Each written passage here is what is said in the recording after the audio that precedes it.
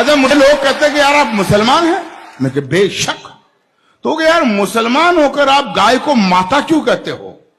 मैंने कहा यार प्रश्न तो तूने ठीक किया, लेकिन जवाब भी ठीक ही होगा। जब वो मुझसे पूछा गया कि आप गाय को माता क्यों कहते हो, तो मैंने कहा हम किसान के पुत्र हैं। जब मैं 3 बरस का बच्चा था, छोटा, मेरी माँ गाय का चारा पानी करके, नहला धुलाकर, मालिश वगैरह करके जब गौ माता का दूध निकालती थी, और गौ माता का दूध जब मेरी माँ मुझे पिलाती थी, तो मुझे दूध देते वक्त गौ माता ये नहीं देखती थी कि ये बच्चा हिंदू का है या मुसलमान का है।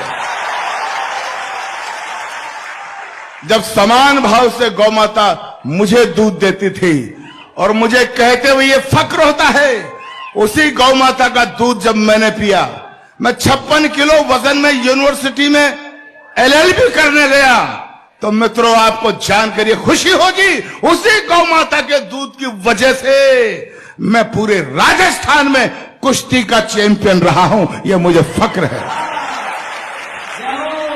युगों युगों से भरत भूमि की शान रही गौ माता है। इस मिट्टी के कण कण की पहचान रही गौ माता है। गौ माता है जिसका अमृत पी के खुद को खड़ा किया। गौ माता है जिसने हमको पाल पोष कर बड़ा किया। गौ माता है जिसकी चर्चा त्रिभुवन में पर्याप्त हुई। गौ माता है जो समुद्र मंथन से हमको प्राप्त हुई।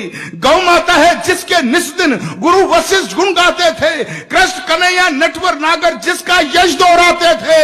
हम ऐसी गौ माता को, अब मुझे ताकत देना मेरे संकल्प को, हम ऐसी गौ माता को अब नहीं भटकने देंगे। और शीश भले कट जाए लेकिन गाय नहीं कटने देंगे। अरे भाई इतना हल्ला, मजा आ गया।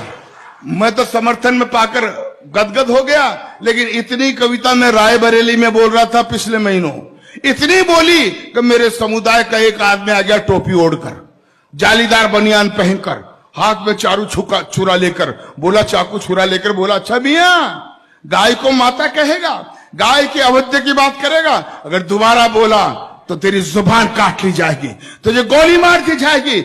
मित्रों वो मुझे धमकाते रहते हैं, लेकिन पूरा देश जानता है जब से मैंने कविता लिखी है मैं हर मंच पर इसे पढ़ता आ रहा हूं, और मुझे धमकाने वाले मेरा बाल भी बाका नहीं कर सके। क्यों? क्योंकि मैं अच्छी तरह से जानता हूं कि संकट कटे मिटे सब पीरा, जो सुमरे हनुमत बलबीरा।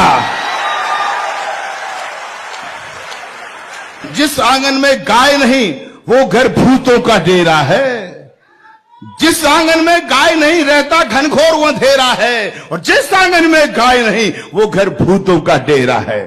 अरे जिस आंगन में गाय नहीं, अगली पंक्ति में समर्थन देना, जिस आंगन में गाय नहीं यमदूत वहां पर हंसते हैं, और जिस आंगन में गाय बंधी हो देव वहां जा बसते हैं।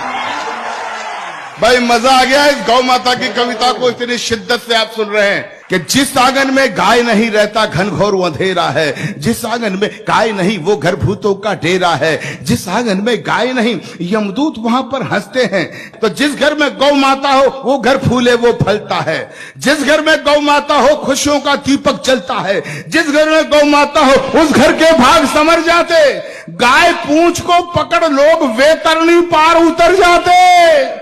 तो गौधन का वध